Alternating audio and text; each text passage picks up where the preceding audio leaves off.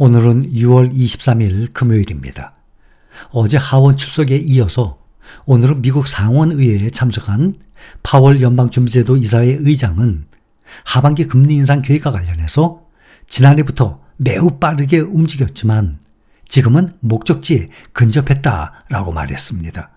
기준금리를 올릴 만큼 올렸으니까 이제 경제에 미치는 효과를 두고 보면서 앞으로 추가적인 인상 속도를 조절해 나가겠다는 생각입니다. 파월은 지난 3월까지는 공격적인 금리 인상을 했지만 이제는 조심스럽게 움직이고 있다고 말하고 과하게 정책을 집행하지 않겠다고 설명했습니다. 6월 금리 동결의 배경과 하반기 금리 인상 속도에 대한 자신의 생각을 말한 것입니다. 오늘 영국 중앙은행은 기준금리를 한꺼번에 0.5% 올린 5%로 설정을 해서 긴축을 강화하기로 했습니다. 애널리스트들은 영란은행의 금리 인상을 충격적이라고 받아들였습니다. 영국은 기준금리를 13차례 연속으로 인상한 것으로서 지난 글로벌 금융위기 2008년 이후 15년 만에 지금 최고 수준입니다. 영국의 통화정책위원회는 최근 지표는 인플레이션이 지속되고 있음을 나타내는 상당한 근거가 있다면서 인상 배경을 밝혔습니다. 실제 전날 공개된 영국의 5월 소비자물가지수 CPI 상승률이 8.7%로 나왔습니다. 전월과 동일하고 고물가가 지속되고 있다는 것이에요. 이번에 보면 지난 13일 미국 CPI 몇 %였죠? 4%. 그러니 미국과 영국의 소비자 물가지수는 지금 2배 이상이나 차이가 나고 있습니다. 다음 달 미국 CPI 발표는 7월 12일 밤 우리나라 시간으로 밤 9시 30분 예정입니다. 7월 12일. 오늘 지수들 보면 다우존스만 조금 떨어졌습니다. 나스닥, S&P 500, 필라델피아 반도체 지수는 다시 상승세로 돌아섰어요. 다우존스만 조금 떨어졌는데 다우가 0.01% 하락해서 33,946. 나스닥 지수는 0.95% 상승 13,630입니다.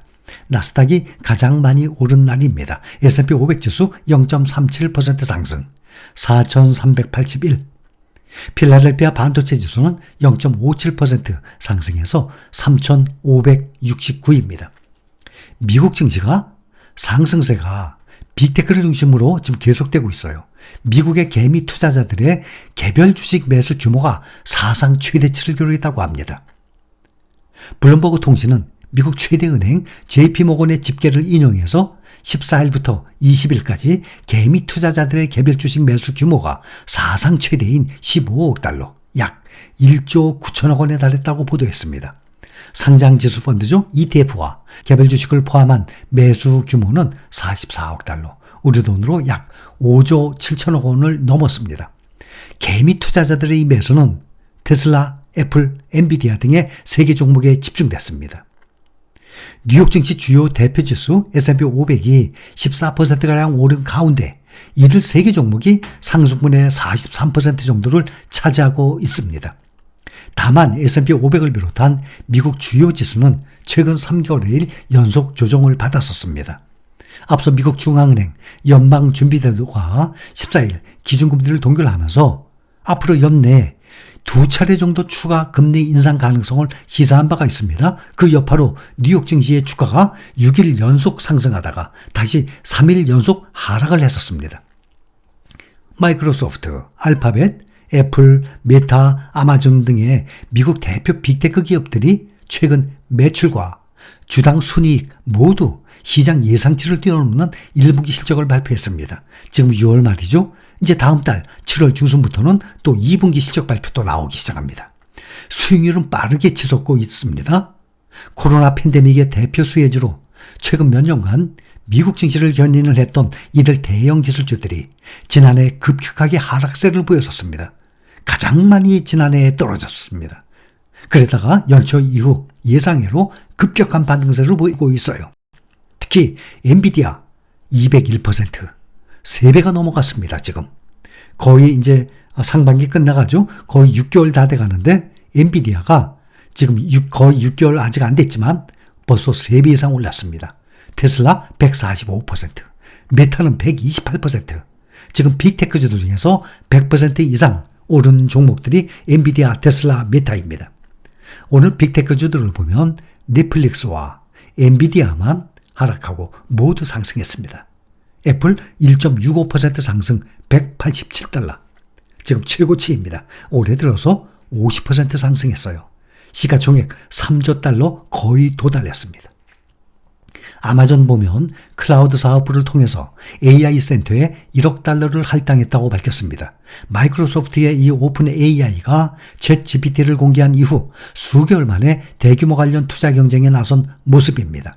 아마존은 루프캐피탈이 인공지능 산업으로 클라우드 서비스 부문의 실적이 앞으로 증가할 것이라는 전망에 목표 주가를 140달러에서 180달러로 상향 조정했습니다. 오늘 4.26%나 아마존이 급등했어요.